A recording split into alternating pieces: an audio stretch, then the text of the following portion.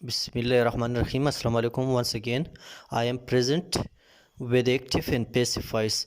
In today's class, we will once again talk about how to change active voice into passive voice. Especially, we will talk about these two tenses, the simple present tense and the simple past tense. How can we change these two tenses into passive voice? हम आज के class में ख़ास कर इस दो tenses के बारे में बात करेंगे कि हम प्रेजेंट टेंस जो है वो पेसिव वॉइस में किस तरह तब्दील कर सकते हैं और जो सिंपल पास्ट टेंस है वो हम किस तरह पेसिव वॉइस में तब्दील कर सकते हैं।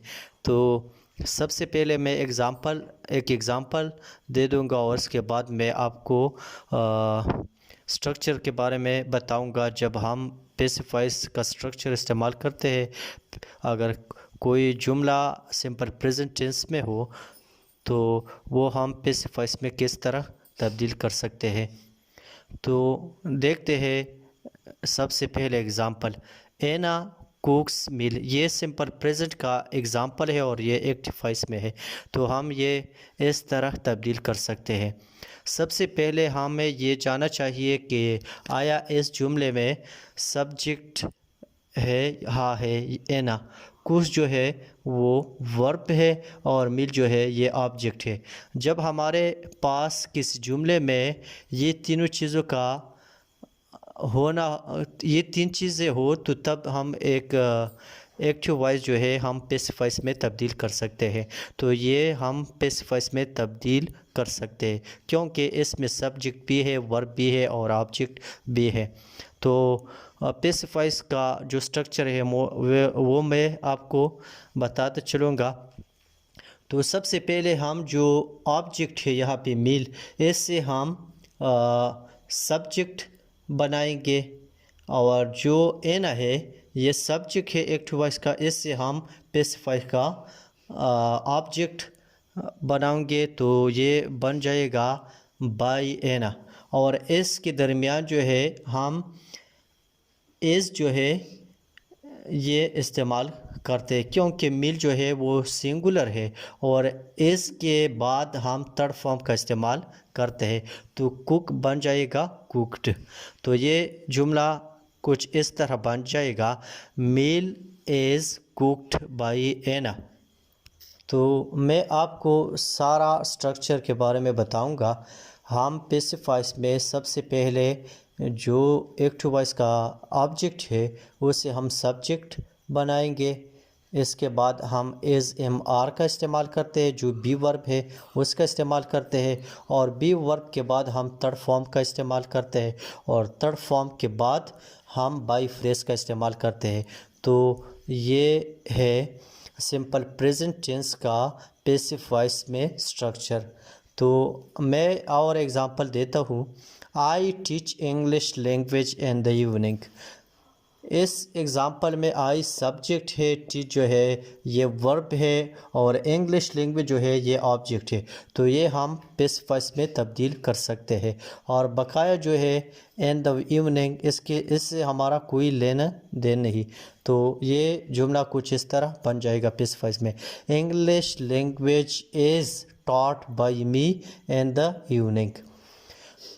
अच्छा, इसके बाद हाँ मेरे पास और भी एक एग्ज़ाम्पल है, people watch match on TV.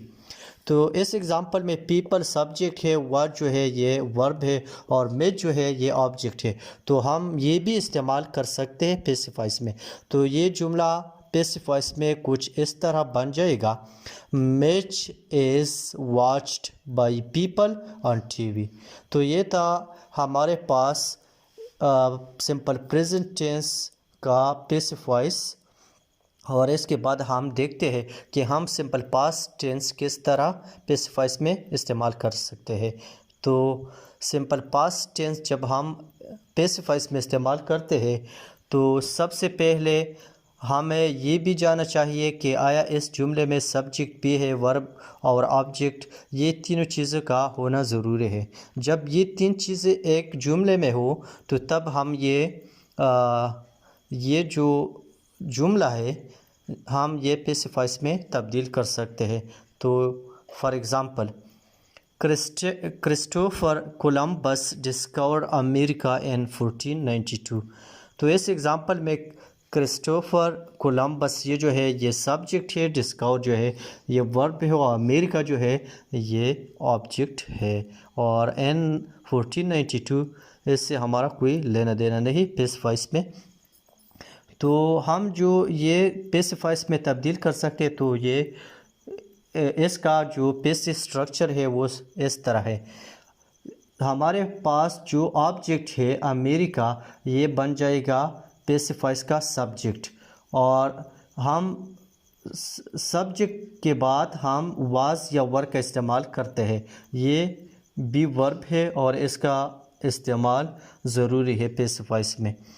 और इसके बाद हम जो है थर्ड फॉर्म का इस्तेमाल करते हैं, डिस्कवर हम थर्ड फॉर्म में इस्तेमाल करते हैं। और इसके बाद हम बाई फ्रेज का इस्तेमाल करते हैं। तो ये जुमला कुछ इस तरह बन जाएगा, America was discovered by Christopher Columbus in 1492। और एक और एग्ज़ाम्पल देता हूँ, a new teacher took our picture yesterday. तो इस जुमले में अ न्यू टीचर जो है ये सब्जेक्ट है, टुक वर्ब और पिक्चर जो है ये ऑब्जेक्ट है। तो ये पेसिफाइस में ये जुमला हम इस तरह लिख सकते हैं, our pictures were taken by a new teacher yesterday.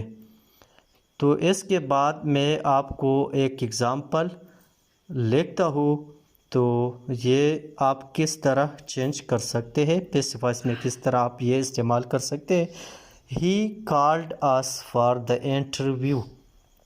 तो इस जुमले में ही जो है ये सब्जेक्ट है, कॉल जो है ये वर्ब है, और जो आस जो है ये ऑब्जेक्ट है एक्टिव वॉइस का। तो ये जुमला कुछ इस तरह बन जाएगा पेसिफाइस में। आस जो है इससे हम पेसिफाइस का सब्जेक्ट बनाएंगे, तो ये बन जाएगा वी, और वी के बाद हम वर का इस्तेमाल करते हैं क्योंकि वी जो है ये प्लूरल है।